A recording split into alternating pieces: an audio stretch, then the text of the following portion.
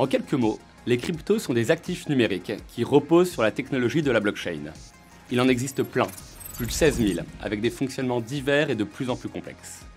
Il y a les coins, comme Bitcoin ou Ether, qui sont basés sur leur propre blockchain.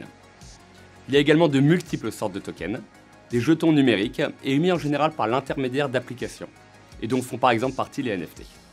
Et enfin, il y a les stablecoins, dont la valeur est supposément adossée à d'autres actifs, et notamment le dollar. Alors pour l'instant, les cryptoactifs sont encore très peu utilisés comme moyen de paiement. Ils servent surtout d'actifs spéculatifs. Des investisseurs, professionnels ou particuliers, en achètent, en espérant que leur valeur augmente.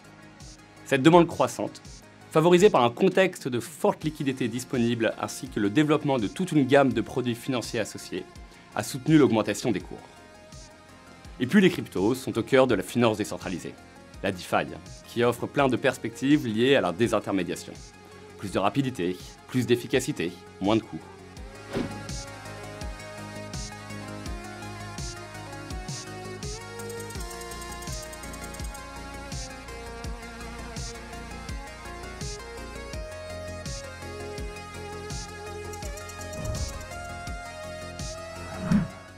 Cela s'explique car la valeur des cryptoactifs, pour la plupart d'entre eux, ne repose ni sur quelque chose de tangible, comme l'or, ni sur les perspectives de bénéfices d'une entreprise, comme les actions.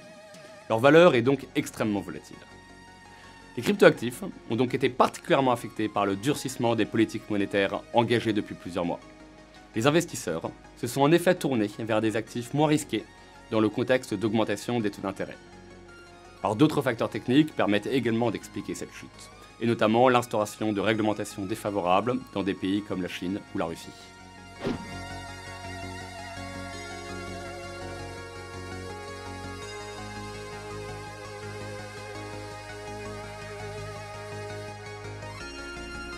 Du fait d'une augmentation de la demande, les réseaux supportant les transactions de cryptoactifs sont en partie congestionnés. Les transactions sont donc lentes, coûteuses, elles consomment beaucoup d'énergie également.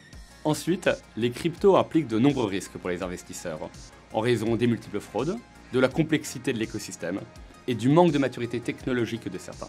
On l'a encore récemment vu avec le stablecoin algorithmique Terra, dont l'effondrement a déstabilisé l'ensemble du secteur. Alors au-delà des pertes individuelles, la chute des cours, qui sont désormais fortement corrélés avec les indices boursiers, peut affecter certains acteurs financiers, représentant alors un risque pour la stabilité financière. Face à ce constat, et pour limiter les risques en matière de lutte contre le blanchiment d'argent et le financement du terrorisme, il est important d'encadrer les cryptoactifs, sans pour autant entraver leur développement. C'est tout l'objectif du règlement européen MiCA.